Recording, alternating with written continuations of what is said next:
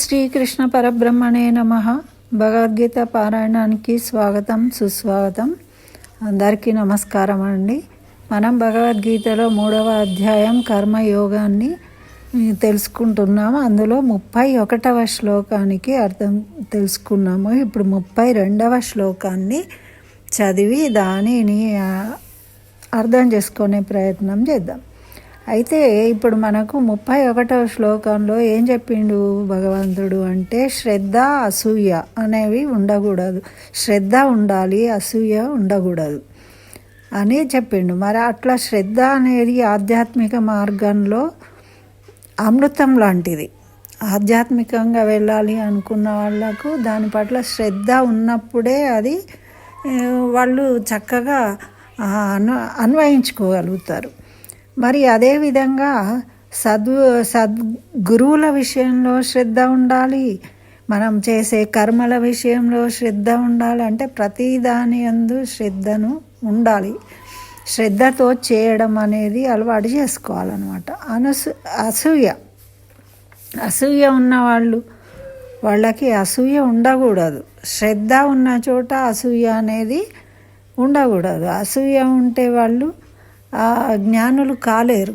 ఎందుకు అంటే వాళ్ళు వ్యతిరేకిస్తూ ఉంటారు, ఎదుటి వారిలో మంచితనాన్ని చూడలేరు. వాళ్ళు అసూయపరులుగా ఉండి వాళ్ళలో ఉన్న చెడును మాత్రమే వీళ్ళు తీసుకొని వాళ్ళ మీద అసూయ చెందుతూ ఉంటారు. వాళ్ళలో ఏం జ్ఞానం ఉంది, ఎందుకు వాళ్ళు ఆ విధంగా ఫలితాన్ని పొందిండ్రు అని ఆలోచించారు.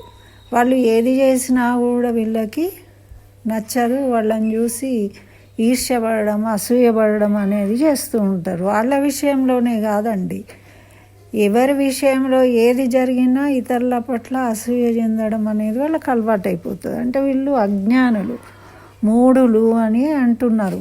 మరి ఇక్కడ శ్రద్ధ ఉంది అర్జునుడికి, కానీ ఏముంది మరి అవగాహన, తనని తాను క్లారిటీ తీసుకునే జ్ఞానం లేదు. అందుకనే కదా ఇప్పుడు మరి నేను తేల్చుకోలేకపోతున్నా, మమకారం చేత వీళ్ళందరినీ ఎట్లా చంపాలి అనేది ఒకటి. మరి దానివల్ల నాకు పాపం వస్తుందేమో అని భయం ఒకటి. ఇవన్నీ కలగడం వల్ల అజ్ఞానంలోకి వెళ్ళిపోయిండు. ఆయనకు శ్రద్ధ ఉండి మంచిగా నేర్చుకున్నాడు విద్యలు అన్నీ. కానీ ఎప్పుడైతే మనకు ఎంత శ్రద్ధ ఉన్నప్పటికీ మనకు అసూయ అనేది కలిగింది అంటే మనము ఆ జ్ఞానాన్ని పొందలేకపోతాం అన్నమాట. ఎందుకు అంటే మన మైండ్ తొలుస్తూ ఉంటుంది. ఈ అసూయ అనేది ద్వేషము, కోపము ఇవన్నీ ఏంటి అండి, నెగటివ్. మనకి ఇప్పుడు ఎదుటి మనిషి మీద కోపం ఉంటే వాళ్ళు ఎంత మంచి విషయం చెప్పినా కూడా మనం స్వీకరించాం. వాళ్ళు అంటే మనకు ఎంత ఇష్టం ఉన్నప్పటికీ మనం కోపంలో ఉన్నప్పుడు నువ్వు అంటే నాకు ఇష్టమే, కానీ నువ్వు చెప్పేది నేను ఒప్పుకోను అంటాం. ఇప్పుడు మాత్రం నేను ఒప్పుకోను అంటారు కొంతమంది. మనం వింటూ ఉంటాం కదా, నువ్వు అంటే నాకు కోపం లేదు, కానీ నువ్వు చెప్పిన విషయాన్ని ఒప్పుకోము. ఎందుకు అంటే వాళ్ళు ఆ అజ్ఞానం అనే పొర వల్ల వాళ్ళు దాన్ని స్వీకరించలేకపోతారు అన్నమాట. ఈ విధంగా వాళ్ళు ఆధ్యాత్మిక మార్గంలోకి వెళ్ళలేరు.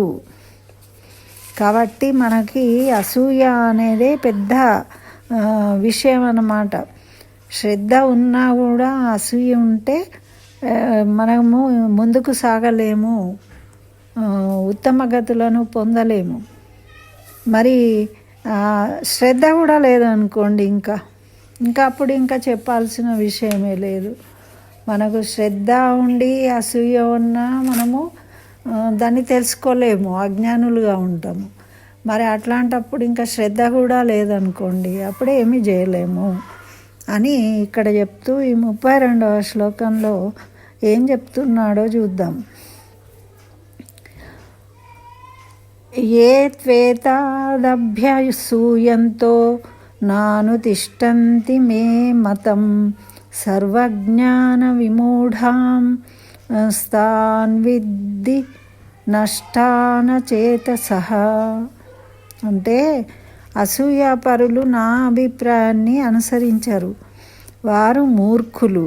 వారిని సర్వజ్ఞాన శూన్యులుగా, భ్రష్టులుగా తెలుసుకోవాలి. అంటే వాళ్ళకి ఎటువంటి జ్ఞానం లేదు అని అర్థం.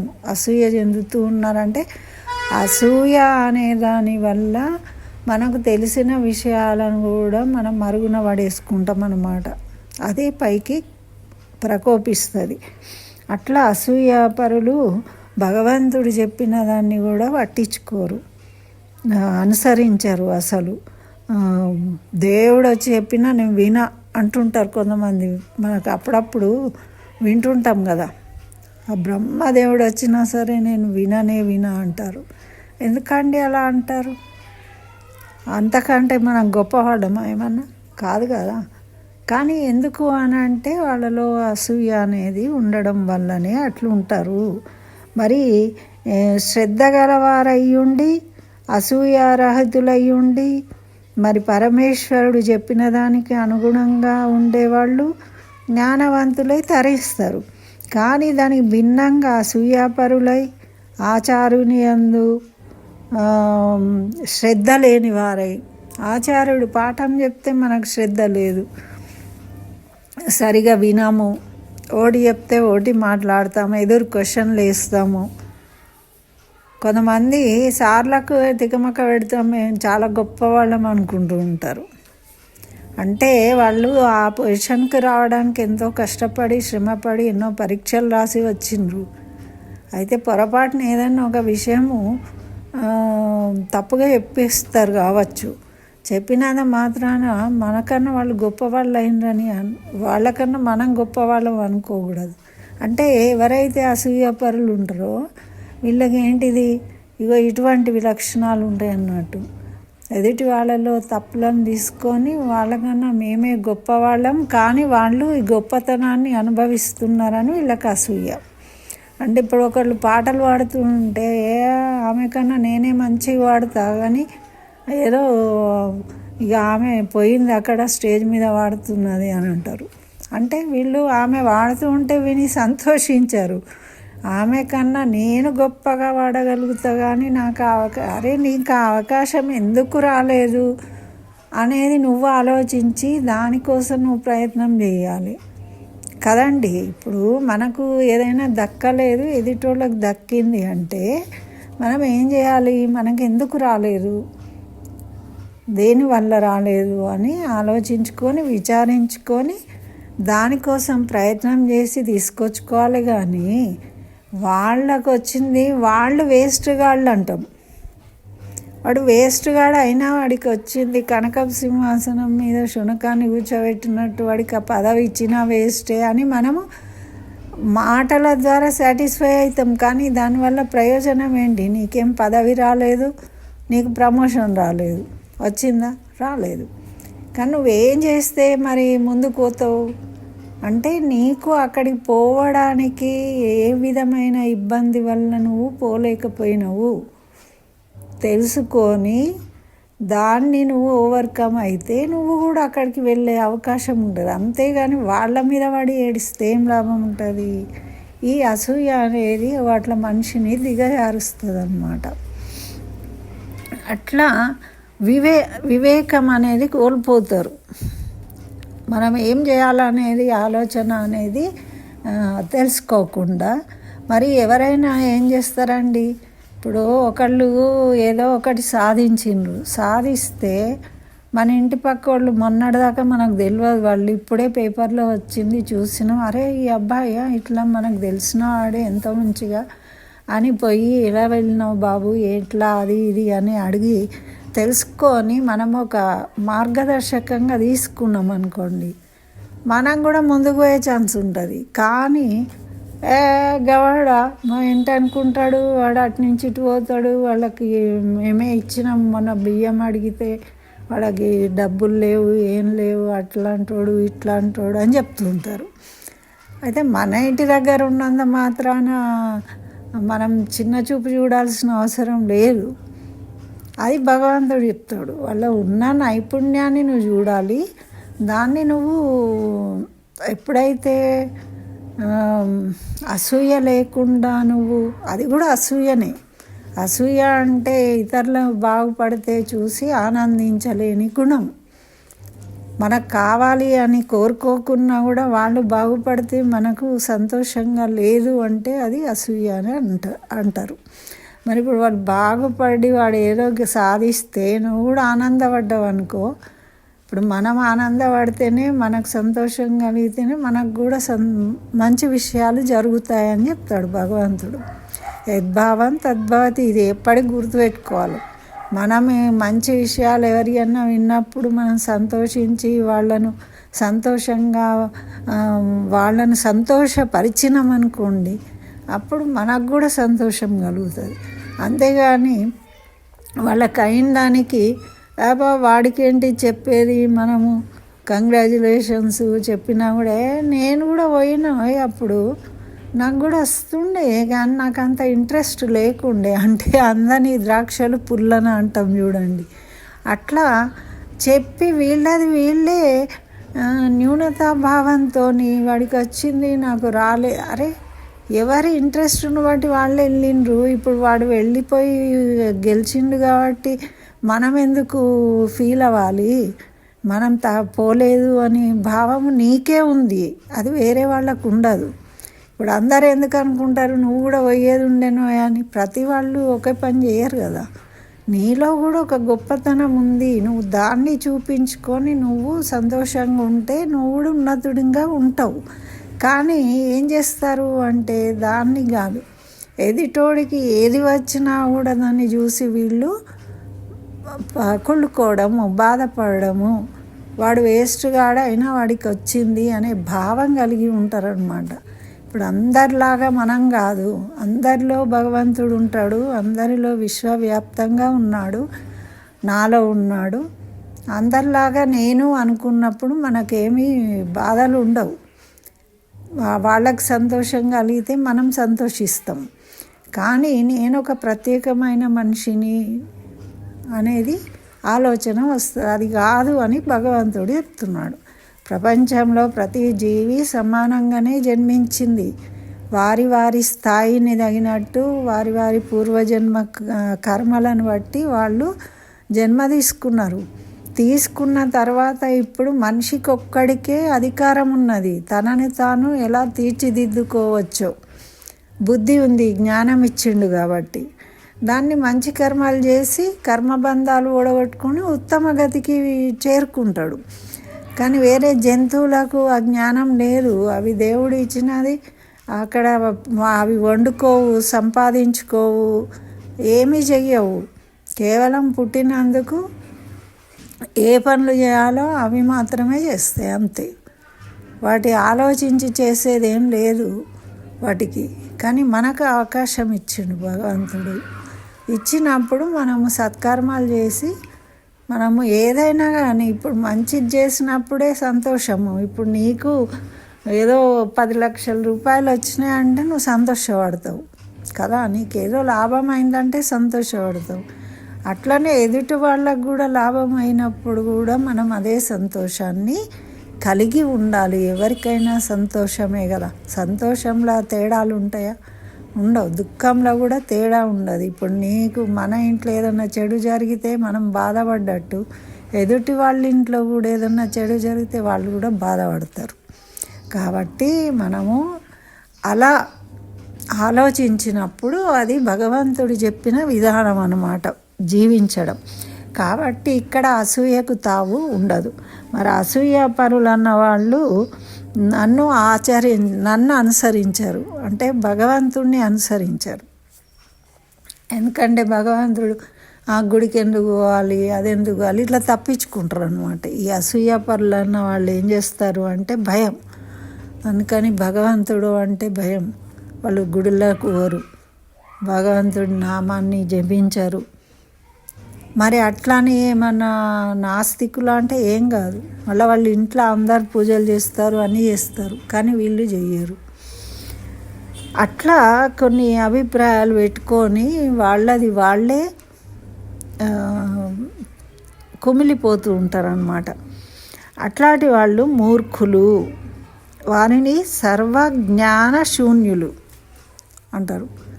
అంటే అన్ని రకాల జ్ఞానము ఉంటుంది, కానీ దాన్ని ఉపయోగించుకోరు. శూన్యత్వం ఉంటుంది దేన్ని కూడా. ఒక అసూయ వల్ల మిగతా జ్ఞానాలన్నీ వాళ్ళకి అనిపిస్తుంది, అరే వాడు కష్టపడ్డాడు మంచిగా అందుకనే వాడికి అవకాశం వచ్చింది అని మనసులో ఉంటుంది, తెలుసు. కానీ పైకి మాత్రము అనలేడు, సంతోషపడలేడు. అదొక దౌర్భాగ్యం అన్నమాట. అట్లా తెలిసినా కూడా, మనకు మంచి విషయాలు తెలిసినా కూడా, ఇప్పుడు మనం చాలా చూస్తాం, మనమే రాజకీయ నాయకులు, సినిమా యాక్టర్లు, వాళ్ళు చేసే పనులన్నీ ఎటువంటి వాళ్ళకి తెలుస్తాయి. తెలియకుండా చేస్తారా? తెలిసి చేస్తారు, కానీ మరి వాటి వల్ల వాళ్ళు ఏమైనా సంతోషపడుతూ ఉంటారా? ఏం సంతోషపడరు. వాళ్ళు ఎన్ని కోట్లు, వేల కోట్లు సంపాదించినా కూడా వాళ్ళు దుఃఖాన్నే భరిస్తూ ఉంటారు, ఏడుస్తూనే ఉంటారు. నిజమైన సంతోషాన్ని పొందాలి అంటే డబ్బు అవసరం లేదు. వాడి ప్రవర్తనను బట్టి వాళ్ళు ఆనందంగా ఉండగలుగుతారా ఉండలేరా అన్నది డిసైడ్ అవుతుంది. అంతేగాని డబ్బును బట్టి, పెద్ద ఇల్లును బట్టి, వీటిని బట్టి కాదు. వాడు ఎంతటి రాజు అయినా సరే వాడికి సరిగా నిద్ర పట్టదు. రాజుగా ఉన్నా కూడా, కలెక్టర్గా ఉన్నా కూడా. ఎందుకు ఒక కలెక్టరు నా ప్రజల కోసం తన జీవితాన్ని త్యాగం చేసి పని చేస్తూ ఉంటాడు. అందులో ఆనందం ఉంది ఆయనకు. ఆయన నిద్రపోతున్నాడు అంటే, నిద్రపోయినా కూడా ఆయనకి ఎవరికి ఏమి ఇబ్బంది అయిందో నేను చేయాలి అనే ఆలోచన కలిగి ఉంటాడు. అంటే భగవంతుడిని అనుసరిస్తూ ఉన్నాడు ఆయన. కాబట్టి ఆయనకి ఎప్పుడు ఆనందమే ఉంటుంది. అరే ఇది వీళ్ళకి సహాయం చేయగలిగిన నేను అని. మనం ఎంతోమంది ఇంటర్వ్యూలు వింటూ ఉంటాం కదా.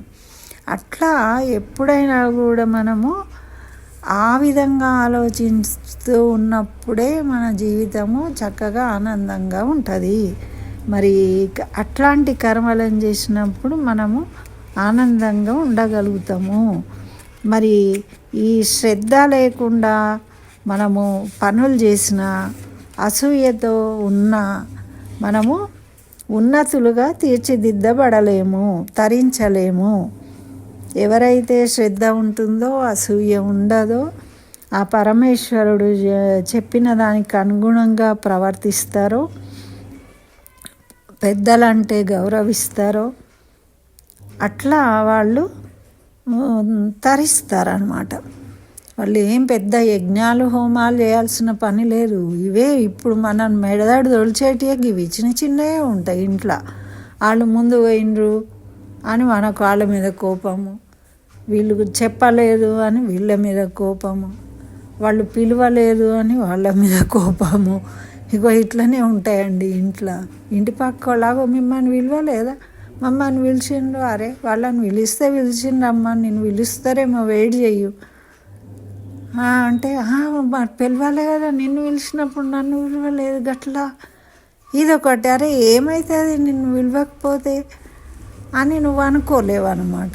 వాళ్ళని పిలిచి నన్ను పిలవకపోవడం అవమానం కదా. అది వద్దు. అది భగవంతుడు చెప్పేది. అరే వాళ్ళు ప్రేమతో పిలిస్తే లేకుండా పిలవకపోతే ఊరుకో, ఏం పోయింది నీకు, అంతే కదా. దానివల్ల నష్టం ఏమొచ్చింది అని భగవంతుడు అంటున్నాడు. ఇట్లాంటివే ఉంటాయి మన ఇళ్ళల్లో చిన్న చిన్న విషయాలు. ఇప్పుడు ఇద్దరు పిల్లలు ఉన్నారనుకోండి, ఒకళ్ళకి తెచ్చి ఇంకోళ్ళకి తేలేదు అనగానే వాళ్ళు అలిగి కూర్చుంటారు. వాళ్ళకి చిన్నప్పటి నుంచే అలవాటు చేయాలి. ఇప్పుడు ఒకళ్ళ బర్త్డే ఉంటే ఇద్దరికి బట్టలు తెస్తారండి. మరి అప్పుడు ఆ బర్త్డే స్పెషల్ ఏముంటుంది పాపం వాళ్ళకి.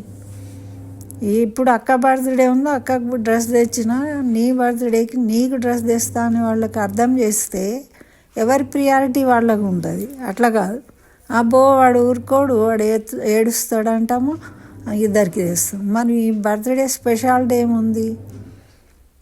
మళ్ళీ ఆడి బర్త్డేకి మళ్ళీ ఈమెకు తెచ్చాడు. ఇవన్నీ ఏంటిది అంటే ఒక్కదానికి ఒకటి అనవసరమైనవి కల్పించుకోడు. వేస్ట్ కదా ఇవన్నీ. అంటే ఒక బర్త్డే సెలబ్రేషన్ ఎవరికి జరుగుతుందో వాళ్లకు ఇంపార్టెన్స్ ఉంటుంది అన్న విషయం తెలియాలి. సమానం చేసేస్తున్నాం మనం. ఆ సమానం చేసి సాటిస్ఫై చేస్తున్నాం. అట్లా సమానం చేయకుండా సాటిస్ఫై కావాలి. వాళ్ళు పిల్లలు. అక్క బర్త్డే కాబట్టి అక్క కొత్త డ్రెస్ వేసుకొని కేక్ కట్ చేస్తుంది, నేను చూడాలి ఆనందపడాలనేది వాడికి తెలియాలి. అది తెలియట్లేదు. ఎందుకు అంటే మీరు ఇద్దరికి తెస్తున్నారు కాబట్టి, సమానం చేసేస్తున్నారు. అది తేడా తెలియట్లేదు. అందువల్ల ఏమవుతుంది, ఎప్పుడు ఏదైనా ఈ బర్త్డే కేకు డ్రెస్సే కాదు, జీవితంలో ఎప్పటికైనా ఏది సాధించినా వీడికి కాలేదని ఏడుస్తాడు. అరే దానికి అర్హత ఉంది, వచ్చింది, నీకు అర్హత లేదు రాలేదు అనే ఆలోచన వాడికి రాదు. అక్కకు ఉంది కాబట్టి నాకు ఉండాలి అంటాడు. అప్పుడు ఎట్లా అండి? ఈ డ్రెస్సులు అంటే కొనిస్తారు, మిగతా వేరే విషయాలు తెలివి కొనిస్తారా? కొనియలేరు కదా. కాబట్టి పిల్లలకైనా చిన్నప్పటి నుంచి ఇటువంటి ఆలోచనలు రాకుండా మనం ముందే సరిగా వాళ్లకు జ్ఞానం ఇవ్వాలి. ఇస్తే పెరిగిన కొద్దీ వాళ్ళు అటువంటి వాటికి తట్టుకొని వాళ్ళ ప్రవర్తనను నిర్దిష్టంగా ఉంచుకోగలుగుతారు. చాలా గొప్ప మనస్తత్వం కలిగిన వాళ్ళుగా స్ట్రాంగ్ దృఢంగా తయారవుతారు. అది నేర్పాలి పిల్లలకు. ఈ భగవద్గీత శ్లోకం విని మనం ఏదో తెలుసుకొని అసూయ అంటే తెల్లారి నువ్వే అనుకుంటావు, అబ్బా నీ చీర ఎంత మంచిగా ఉందమ్మా, నాది అస్సలు మంచిగా లేదంటావు ఇంటి ముందర పక్క ఆమెతో. ఇది ఏముంది మంచిగా ఉంది అన్నా కదా అంటే అదే భావము. ఆ భావమే అబ్బా ఇది బాగుందమ్మా చాలా బాగుంది అన్నావు, ఓకే, కానీ అది బాగలేదు అనడంలోనే ఉంది మన తేడా. ఆ భావమే ఇక్కడ ఇంపార్టెంట్. ఆ భావం వల్లనే నీకు మైండ్ తెలుస్తుంటుంది, నాది మంచిగా లేదు నాది మంచిగా, నువ్వు ఏడుస్తుంటావు. అది ఆ ఏడుపుకు కారణం ఏంటి అంటే ఆమె బాగుంది అనేటప్పుడు ఏం లేదు, కానీ నాది బాగాలేదు అనుకోవడం అనేది ఉన్న చూడు, అది అనుకోకూడదు. అక్కడ అది క్లారిటీ తెచ్చుకోవాలి. ఇదండి మరి మనకు ఈ శ్లోకం ద్వారా భగవంతుడు తెలియజేసింది. కాబట్టి అందరం కొంచెం ఇటువంటి కరెక్ట్ చేసుకోవడానికి ప్రయత్నిద్దాం. స్వస్తి. సర్వం శ్రీకృష్ణ చరణారవిందార్పణమస్తు.